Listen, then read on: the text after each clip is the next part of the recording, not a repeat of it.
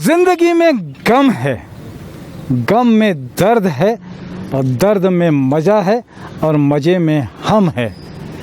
ये शायरी गालिब साहब ने जब कही थी तो बहुत ही मतलब लगता है कि अभी जो कोविड का समय है वो कोविड के समय में बहुत ही मुरीद बैठती है, बिल्कुल माफिक बैठती है कि ज़िंदगी में अभी गम बहुत सारे हैं। बहुत अच्छी बात है कि गम के साथ में कुछ अच्छी चीज़ कर लेना और जीवन में बदलाव ले आना, ऐसी ही शख्सियत मेरे साथ में आज बैठी हुई है श्रीमती मोनिका ललानी जी। आपके पति जयंत ललानी की मैं सराहना करूंगा कि आपने बताया कि शादी के बाद में ही बीकॉम किया था बेंगलुरु से पहले, उसके बाद में एमबीए भी किया, योग की शिक्षा भी ली और एक बड़ी चीज़ मोनिका जी के साथ में ये रही कि आपको किडनी की परेशानी आई और योग से उन्होंने ठीक किया। बहुत सारी बातें उनसे ही सीखते हैं। जय जिनेंद्र मोनिका जी, स्वागत है अपना, थोड़ा परिचय दीजिए अपना। जय जिनेंद्र, मैं मोनिका ललानी जी जी योग की स्टूडेंट या ये कहूँ योग की प्रशिक्षिका। मैंने अपना बीकॉम किया बेंगलुरु में, फिर शादी हो गई। शादी के बाद मुझे मौका मिला, मेरे हस्बैंड ने मुझे इतना सपोर्ट किया, मैंने एमबीए किया, पीजीडीसीए किया, मैं आगे डिग्रीज लेती गई। बट इन बिटवीन हुआ यूँ कि योग से जुड़ने से पहले शरीर में तकलीफ आई। किडनी डॉक्टर ने कह दिया था कि डायलिसिस की नौबत आ जाएगी अगर मैं अब किडनी पे फोकस ना करूं। मेरे पास रास्ता था, या तो दवाइयों पे रहूं या हिम्मत हार जाऊं। फिर कहीं से मौका मिला कि योग, इससे पहले मैं कभी योग से जुड़ी नहीं हूं। फिर जब योग से जुड़ना हुआ यूं कि धीरे धीरे प्रॉब्लम्स ठीक होते गई। जब ठीक होते गई तब मन में ये दृढ़ निर्णय कर लिया मैंने कि इसको अब आगे ज़िंदगी का लक्ष्य बनाना है। जैसे संकट आने के बाद में मुझे सीख मिली, सब लोगों को अवेयर करना है कि अभी से योग कीजिए और स्वस्थ रहिए। ज़िंदगी में परेशानी आने का वेट मत कीजिए। Prepare yourself before any problems come to you. अब बात यह है कि जब कोविड आ गया है, अब तो परेशानी सबके सर मंडरा रही है। अगर अब भी हम इन चीज़ों को नहीं समझेंगे तो फिर कब समझेंगे। सबसे बड़ी बात है, अब तो हर एक व्यक्ति को योगासन, प्राणायाम, मेडिटेशन की ज़रूरत है। लेकिन हो ये रहा है कि पहले स्कूल में बच्चे जब स्कूल जाते थे, at least good morning ma'am, good evening ma'am कहने के लिए तो उठ के खड़े होते थे अपनी जगह से। बट हर चीज़ें ऑनलाइन होती जा रही है, तो क्या हो रहा है, सबसे बड़ा इफेक्ट बच्चों के हेल्थ पे हो रहा है। बच्चे ना तो कुछ फिजिकल एक्टिविटीज़ में इन्वॉल्व हैं और ज़्यादा से ज़्यादा लगे हैं मोबाइल में।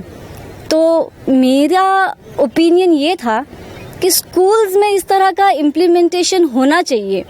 गवर्नमेंट डिसीजन कब लेगी, क्या होगा, इसकी हम परवाह ना करें।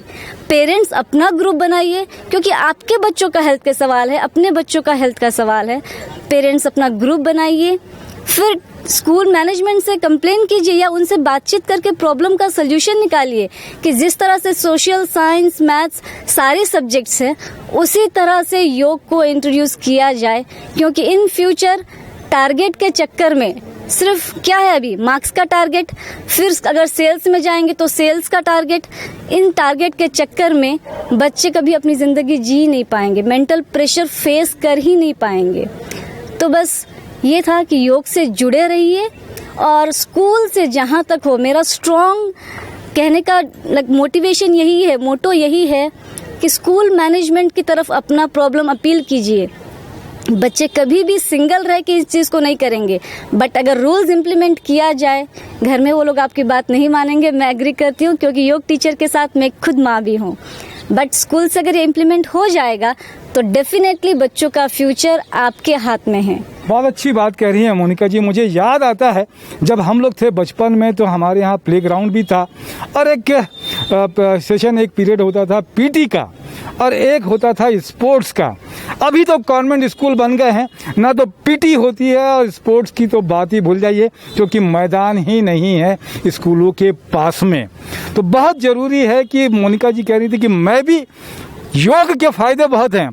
आलस में हम सब नहीं करते हैं, लेकिन बच्चों को संस्कार देते हैं बचपन से जैसे पीटी की एक क्लास होती थी, तो योग की क्लास अगर उसको अनिवार्य कर दिया जाए एजुकेशन के साथ में, तो निश्चित रूप से मोनिका जी की बात ये मुझे अपील करती है, और पेरेंट्स इसके लिए फोर्स करें कि स्कूलों में कि योग की एक क्लास, और जैसे कि सोशल साइंस होता है, इन्वायरमेंट के बारे में हम लोग सब बता रहे हैं, जिस तरीके से क्लासेस लगने लगी है क्लास, तो एक सब्जेक्ट, यही कहना चाह रही हैं मोनिका जी आप? ये कहना चाह रही हूँ, साथ में पेरेंट्स को मैं ये कहना चाहती हूँ, जहाँ तक मेरे रीच में कोई पेरेंट्स है, जब मैं ये कहती हूँ कि आप बच्चों को ऑनलाइन योगा सिखाइए, वो ऑनलाइन सब कुछ करेंगे, ऑनलाइन फूड ऑर्डर करेंगे, ऑनलाइन क्लोथिंग ऑर्डर करेंगे, ऑनलाइन और एसेसरीज ऑर्डर करेंगे, लेकिन जब मैं ऑनलाइन योगा की बात कहती हूँ तो कहते कि ऑलरेडी बच्चे 4 घंटे क्लासेस में रहते हैं, मोबाइल के आगे रहते हैं, और फिर अब ऑनलाइन योगा नहीं, हम बच्चों को मोबाइल से दूर रखना चाहते हैं। अच्छा। बट मेरा एक सवाल सब पेरेंट्स के लिए है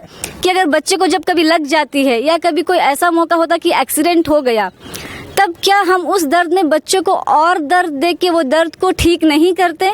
ऑपरेशन के टाइम डॉक्टर उसको और ऑपरेट करके उस दर्द में दर्द बढ़ा के क्यों बढ़ाता है? ताकि वो बच्चा ठीक हो जाए। बस मैं यही कहना चाहती हूँ कि जो ऑनलाइन क्लासेस के नुकसान हैं, वो एक ऑनलाइन क्लास अगर योगा का आ जाएगा तो डेफिनेटली जो सारे प्रॉब्लम्स होने वाले हैं ना, उससे सॉर्ट आउट हो जाएगा। ये मेरी बात हर पेरेंट्स से, हर मैनेजमेंट से अपील है, please introduce yoga in day to day life. आप कंपलसरी कीजिए इसको, क्योंकि ये इंडिया का फ्यूचर का सवाल है। इकोनॉमिक ग्रोथ रुक गई है, अगर बच्चे हैंडीकैप हो जाएंगे मेंटली फिजिकली, तो ग्रोथ अपनी बहुत दूर है। बहुत अच्छी बात है मोनिका जी की, सिर्फ एक लाइन की बात है, स्कूलों में अगर इसको अनिवार्य कर दिया जाए तो लगता है कि ये जो हमारे इसमें जीवन में आ जाएगा और बहुत बेहतर हो जाएगा। ये इस विचार के साथ में कि योगा, वैसे भी कोविड का जो समय है उसमें योगा आपके लिए निश्चित रूप से फ़ायदेमंद है। 15 मिनट कीजिए, आधा घंटा कीजिए, 1 घंटा कीजिए, मेडिटेशन कीजिए, स्वस्थ रहिए और आने वाले समय में बेहतर जीवन जिए। यही कल्पना के साथ में मोनिका जी आपने समय दिया मेरे साथ में। नरेंद्र ठाकुर अंटू भैया भी, उनका भी धन्यवाद। जय जोहार, जय छत्तीसगढ़ और जय जिनेंद्र। जय जिनेंद्र।